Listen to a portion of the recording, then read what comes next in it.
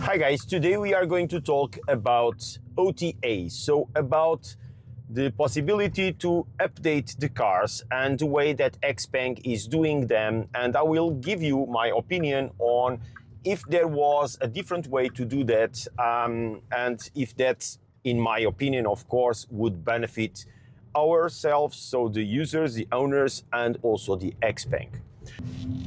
So you know that XPENG does release around 3 to 4 updates per year, big ones, and that usually they do then release also a couple of small updates in the middle.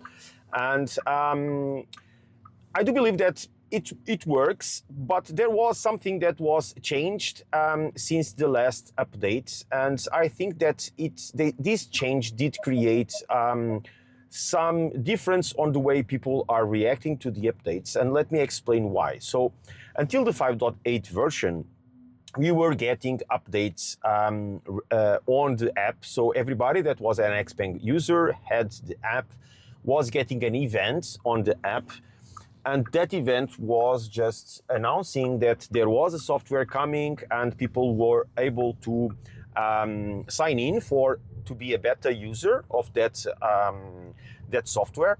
And then a couple of users were in fact getting the update before testing it, and after 2-3 weeks everybody was getting the update. So the time between the announcement of the software release, the beta version, until the final public release was a little bit shorter. So there was no anticipation and expectations created in the users. So it was divided between being a beta user or not, and then just waiting for the final release. So I do believe that it was a better way to announce and provide this information to the users.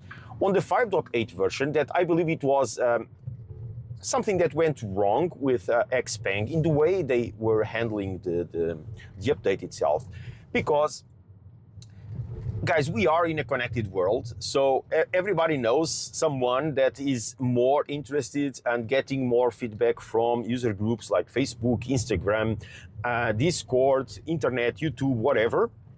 Just name it, even Reddit, for instance. And there was the information that some people were testing already some features of the new update. And they were already talking about the dash cam, they were talking about a bunch of features, improvements on the ACC and LCC, etc. Then there was the information that people were getting a more enlarged group, were getting again that software testing LCC and ACC, so improvements on the stability of the ADAS system. And this was creating expectations and anticipation for all the other users. Then for some reason there started appearing a couple of sign-in forms to people try to be in on the beta releases. So I got it, a couple of people more got it, we tested, and then suddenly it appeared again that there was a possibility of an event for the 5.4 for that version. So more anticipation, more people eager to get the software, many people talking about the software. So this creates anticipation, expectations, all these things. Finally, it was also announced by XPENG as a very big release, as a very big change, a lot of stuff new, and many big improvements. So at the end, when everybody was getting finally the software, everybody was expecting like a new full developed software. I think it's not the best way to do it, because this anticipation and way to expect software will create then frustration if then the software is not at that level of the expectations of the people. So you know, guys, if you start talking about a cake that it's very good, very sweet, amazing, blah, blah, blah, during weeks, and then suddenly you just bring a normal cake, something that it can be even a little bit slightly better than the previous because it has more things. But if it is not at that point that you thought that it would be the best cake in the world, you will be frustrated. And I think this was what happened on the 5.8 version, that people got a little bit frustrated because You know that when software comes out and people are anticipating that LCC and ACC that was tested for so long was getting really better. So the problems that most people identified would be solved. And then you realize that the problems were not solved. So there were a couple of things new. There were a couple of enhancements. Yes, I do recognize that because ALC for me did improve a lot. But the slowdowns are still there. They were improved, but they are still there. And there are some other things that some people consider going back. Some others do consider a better way to do it. So for instance, the micro adjustments that we feel the car doing, some people do consider that it's going back. But I don't know if it is just a different way to do it. But anyway, let's not talk about that. So the problem is that the anticipation and that expectation was so high that when people got the software, they were frustrated with that. And then they realized that XPENG did increase a lot of things inside that version. So like pet mode, dashboard access, smooth play. So a lot of new features and improvements and enhancements on several other points in the car. But people were frustrated about the ACC and LCC, and the answer was, why the hell do I need a pet mode, or why the hell do I need lock and unlock sounds if the ADAS system didn't improve as I was expecting? And I do believe that they realized that they made somehow a mistake here. And that made me think that probably they should do this in a different way. And what do I mean with this? So first, let's talk about beta testing. So I believe that if XPENG goes back on the process that they were doing before, that was just announcing this beta to almost all users 2 or 3 weeks before the official public release, it would be better because the amount of time for these expectations and anticipations would be lower. I don't mean that XPENG just needs to do that public testing or beta testing to just random users. I do believe that they need to have a group of people that usually provide feedback because, guys, we need to be fair. Most of us receive software, we complain, but we don't complain, or we don't give suggestions, or we don't give feedback in the right way. If you saw my video on the infotainment, and you will notice that some of the things that I mentioned, and I already saw so many people talking about those things in groups and stuff like that, like for instance, the odometer for trip A and trip B. When I talked with the team of XPENG, I realized that they were not even aware that that was an issue for us users. So if they are not aware, they cannot implement that. So let me give you the example that I was mentioning. Since I was invited by the persons that manage the LARC database to do some translation errors and corrections for XPENG. And I asked my Facebook group in Portuguese in Portugal to help me identify then problems in Portuguese that we had on the car translations.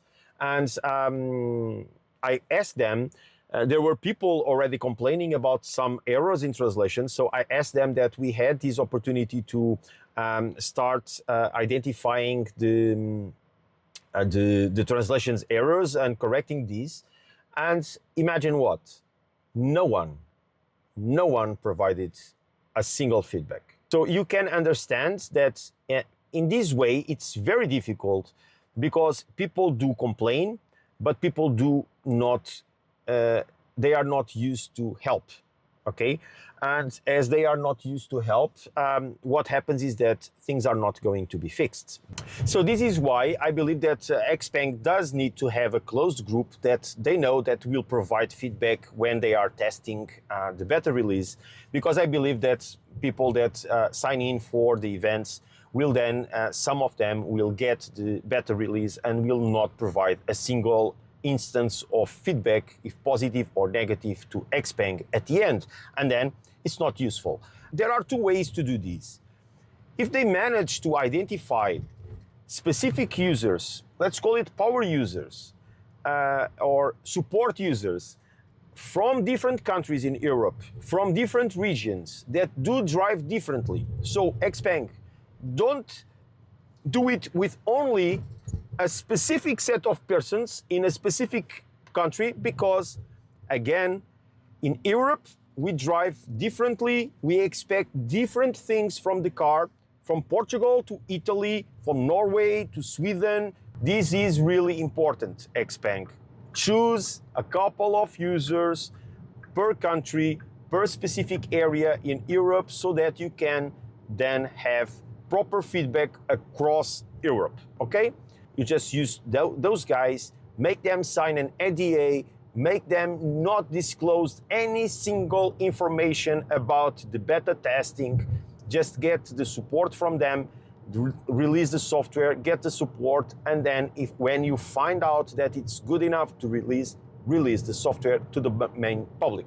Then secondly, I do believe that the way OTAs are then generated should be different. You are releasing 3 to 4 main releases, and then very small releases, very little small releases. And I do believe that you should do this in a different way. It would be very good already if you release every 6 months a bigger update. This is my opinion, guys. You can comment on the video if you feel in a different way. But I do believe that you can release 2 big updates, okay, per year, and then you could release every month, but shorter periods, some small updates, and you could even use what it is used on mobile world, for instance, and check the mobile updates that you get almost every month. So there are apps that are updated every single month. If you go and check the release notes, you will see that most of them just state small bug fixes, small corrections, small improvements, bug fixes, and stuff like that. So no real information there. But then you can measure the feedback of the users, because you already have enough users to provide feedback over internet. So imagine the situation. We have OTAs with a bunch of problems, okay? Slowdowns and stuff like that. Why not release that as a bug fix and then just use the telemetrics that you get, the information that you get from the cars, and also get the information from the users that are testing, and people like me, for instance, that I would get that as a public minor release. I would then test it because I am using the car every single day, and I will say that something was made on the ADAS system because I feel that the car is slowing down less than before. And you can measure then the opinion of people over internet, and also using then the telemetrics to get that information. And then finally, after a couple of time, you can just release a statement or a big update saying all those enhancements that were made already in the past. No one knows because it was not announced. This is my opinion, guys. So I don't know if you agree with me or not, if you think that this would be better for us users, but I do believe that getting this information from XPENG, like one in December, one in June, for instance, so every 6 months, a very big update, so that we were anticipating, so in the same day, in the same month, or something like that, so that we know. But in the middle, you would be releasing small updates every single month, for instance, just for bug fixes and small improvements and stuff like that. And you can then test those things that you are doing during these 6 months. You are testing also with real users. So this is my opinion, guys. Let me know if you agree with me, and if you think that so releasing just 2 big updates and then small updates every single month would be a nice way to do this, or if you prefer the way that XPENG is doing currently, that is whenever there is a new update, they release it. And sometimes they do it with events, sometimes they do it whatever they want to do, and sometimes they create expectations, sometimes they don't. So it depends on the feeling that someone is having at that day. So let me know what you feel about it. Let me thank you again for being here. If you are new to the channel, thank you very much for being here. Welcome. Subscribe the channel if you are not subscribed, and of course activate that bell there so that you are notified about new videos that I release. And thank you very much again, and I will see you in the next one. Bye bye, guys.